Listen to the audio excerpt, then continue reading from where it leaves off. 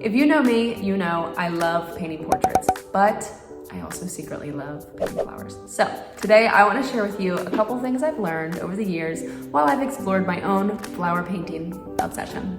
Let's get started. So what we're gonna do now is do a little bit of a warm up. So when you're making flowers and stems and all of that, petals, and you use the same sort of lines and shapes, and you kind of need to get very familiar, your hand, your arm, your wrist, all of that needs to get familiar with making those shapes. So we're gonna try and build a little bit of muscle memory here. We're gonna practice a little bit and kind of get us warmed up for making those lines and shapes. So let's begin by grabbing one of the round brushes here. Let's see. Let's go ahead and grab Chunky Round. And then since we're doing some leaves and stems, I want to practice that first. Let's pick up a green color. It's probably good. A little more green. Okay. So the first line I want us to practice making is just a really thin stroke as evenly as we can. So here we go. Just really thin.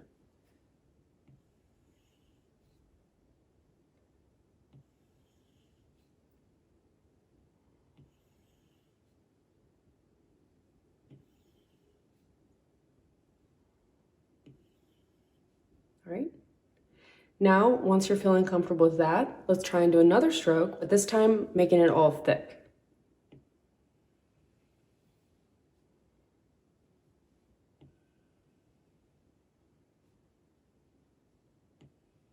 So you're going to press down harder for these. Those first ones, we're pressing down really light touch with our hand. These ones, we're pressing down a lot harder. Okay? Let's try it again. So thin, press down really soft. Barely touch. I mean, you are touching it, but really lightly. And then let's try them a bit harder.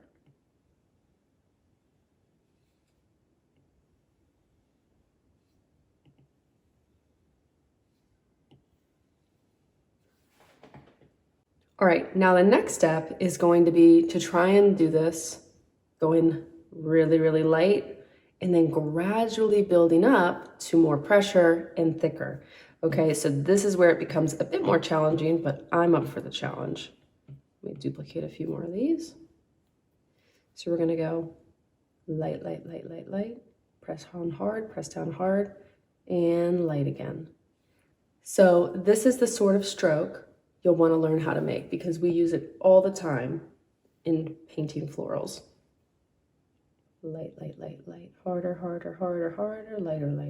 lighter. Okay? And basically you just want to find this nice little smooth buildup to getting that thicker stroke and then that smooth buildup to bringing it back down to thin and tapering off. All right, so let's give that a couple more tries because we really want to get this down and feel comfortable making these marks.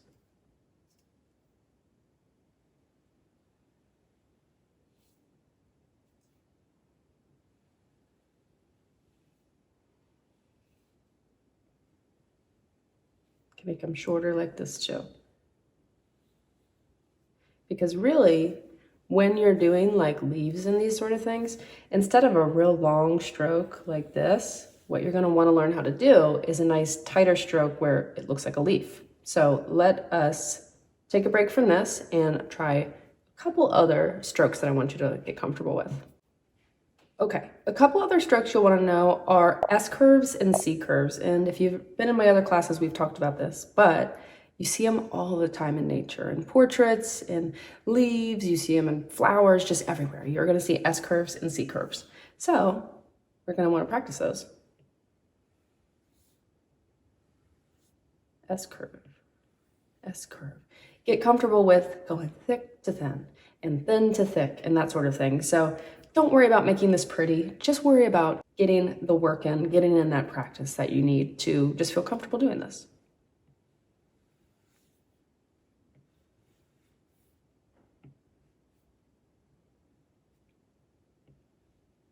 You could also think of them like comma shapes.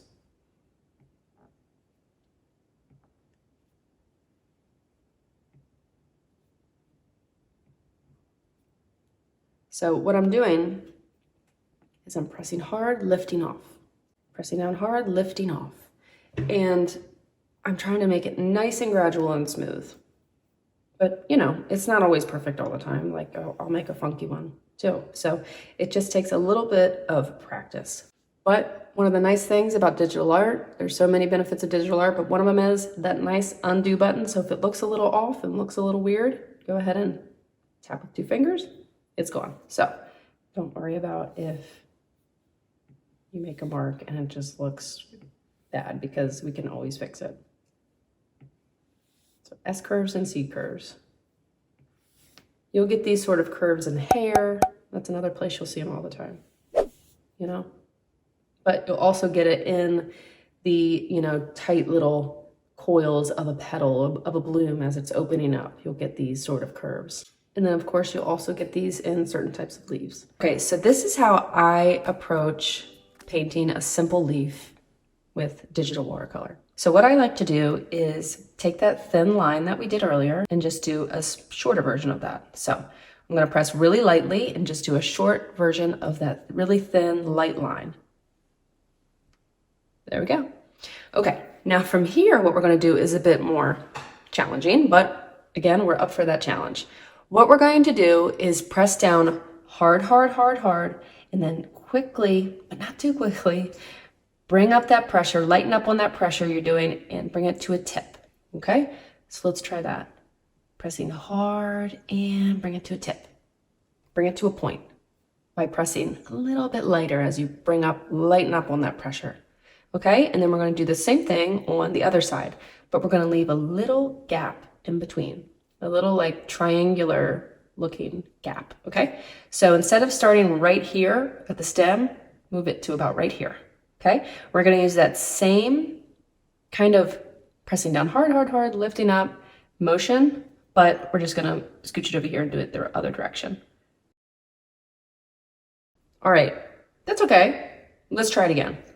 So we're gonna do another line, and you can kind of curve it like that, because that's kind of how, you know, the natural way leaves flow. So kind of curve it, and then we're gonna do nice and thick and bring it up to a bit thinner. So that one's nice. It has a nice little, you know, flow and curve to it. I like that. Let's keep trying.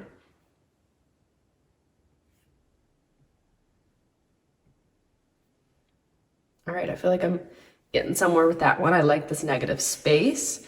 And we're just gonna do a bunch of leaves like this, okay? And for me, I don't find it comfortable to draw a leaf that direction. That's a little strange to me, although that one actually looks pretty good. But the point of what I'm trying to make is, with digital art, because you can just select anything really easily and scooch it around whatever way you want, flip it horizontal, flip it vertical, whatever you want.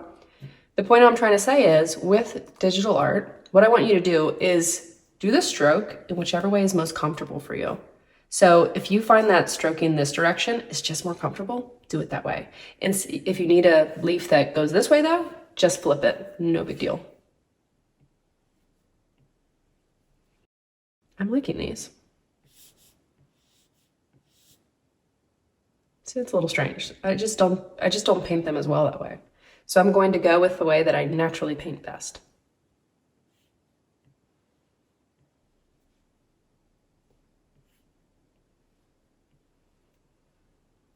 Now, if you really wanted to kind of build up a collection of different like items you can grab from for a floral bouquet, you could always just do these on their own layer. So if you want to be a step ahead, you can do these on their own layer, and then we can add them to a floral bouquet later. But if you just want to practice and kind of get yourself familiar, do that.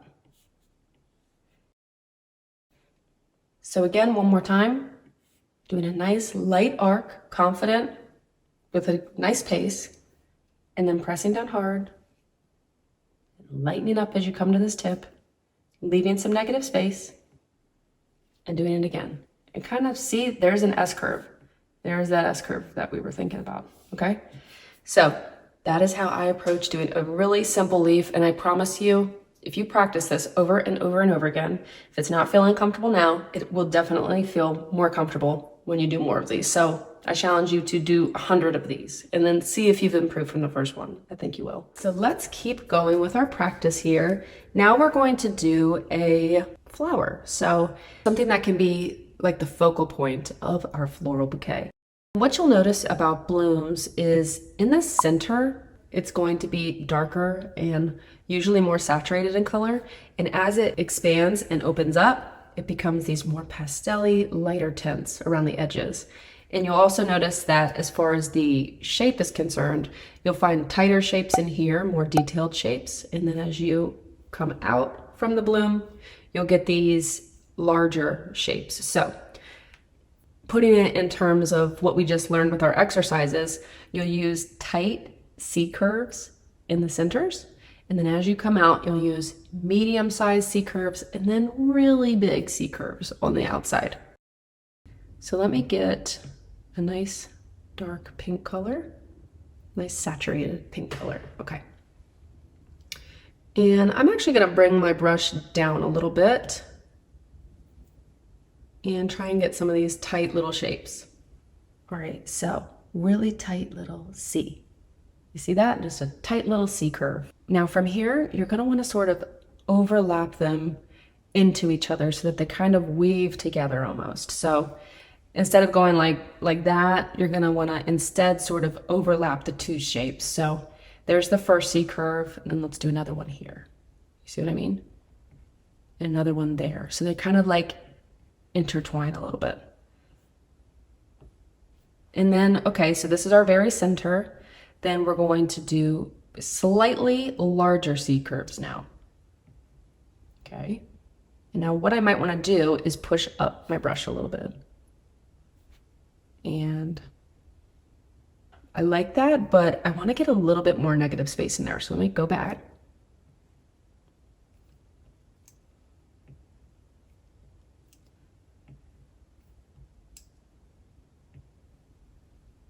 Okay, I like that because it has a nice little bit of negative space in there. And negative space is really kind of the hidden treasure of watercolor painting, leaving that white of the paper showing through. I find that when you let that happen, it makes it really magical looking. So I really want to embrace that negative space. Now what I want to do is, instead of this darker color, I'm going to push it a little bit lighter. So I'm just going to push it a little bit lighter, just a little bit more of a tint. And then we're going to do the same thing, only keep working bigger and bigger. I think it actually needs to go lighter. So let me make it more like that color. Okay, so just continuing to work around, overlapping, leaving that negative space.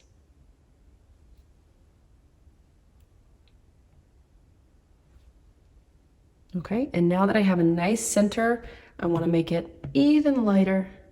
And again, push my brush up even more. And continue making some bigger petals.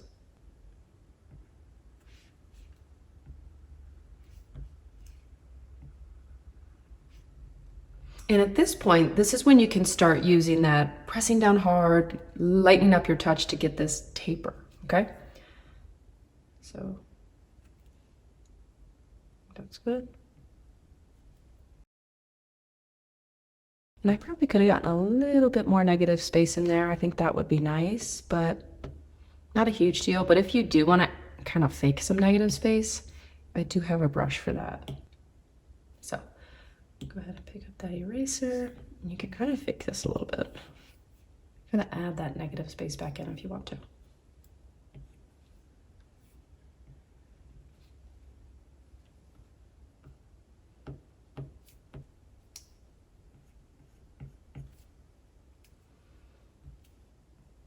All right, let me keep rolling with this one. Back to the paintbrush, and I'm gonna grab the chunky round again. And I think I'm gonna go a step lighter again. So I'm gonna grab this pink, expand it, really, really light now, make it larger.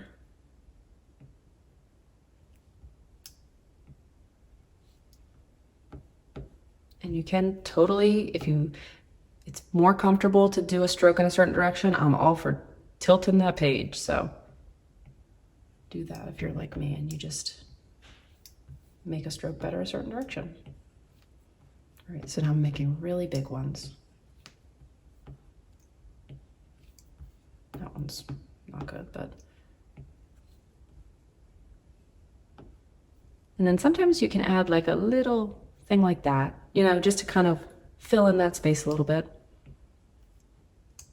And you just kind of have to feel it out. Okay, does it look balanced? I think this all looks pretty balanced with the exception of this one right here. I don't know if you noticed that too. But this one doesn't quite balance with the rest of it. So what you can do is erase it out, select it out, whatever you want. Let's see. Stroke down with 3 fingers. I'm just gonna press cut. Get rid of it. Try again. All right.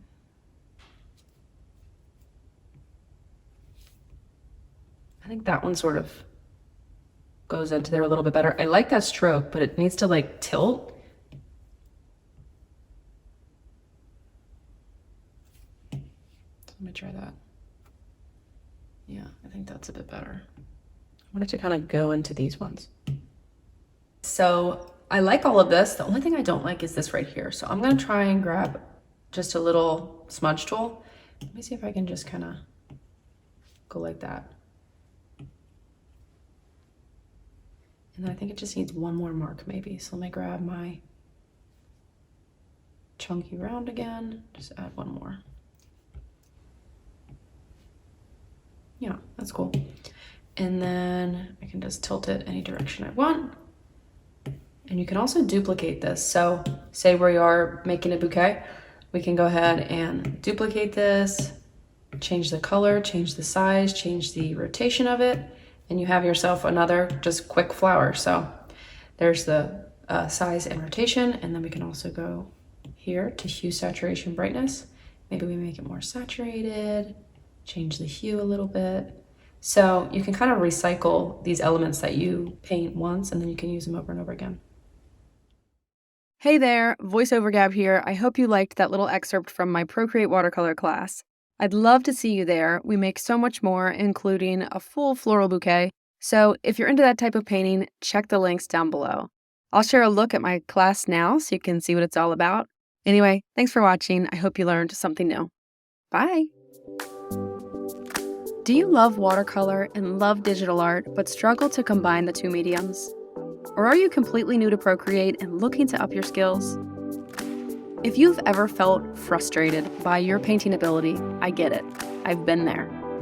But with time, dedicated practice, and the right information, you can create the paintings you've always dreamed of. Hi, my name is Gabrielle Brickey. I'm a portrait artist, Procreate brush maker, and I've somehow been teaching online now for 10 years because I love it that much. In today's class, we're going to be painting 3 watercolor illustrations together in Procreate.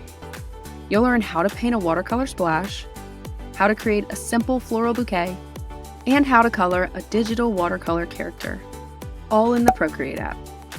This class is suited for all levels. I'll break down what I'm doing step by step while sharing digital watercolor techniques with a simplified approach. When you join this course and grab the class bonuses, you'll get access to some of my very favorite custom-made watercolor brushes. I love making Procreate brushes. When I make my custom sets, my end goal is high quality and no fluff for you. You'll be able to use these brushes not only for your personal projects, but also for any commercial painting projects to come. Additionally, you'll receive a super realistic, ready-made watercolor canvas, character pose references, and a floral reference pack. I went out and picked a bunch of flowers and stems for this class and photographed them all for you so you can enjoy having a database of 55 gorgeous flowers and leaves that you can easily grab for references in your pieces. What I think you'll really like is that they all have transparent backgrounds so you can easily explore compositional ideas and build beautiful floral bouquets. By the end of class, you'll have 3 brand new watercolor illustrations. Watercolor isn't going anywhere anytime soon. So now is a great time to learn how to create painterly illustrations for your own enjoyment, or even to make some additional income with your designs. Watercolor in Procreate is great because there's no mess and it's super portable since you can bring your iPad pretty much anywhere. Digital watercolor and Procreate is so much fun, so I can't wait to share this joy of painting with you. So let's get started. I can't wait to see you in class.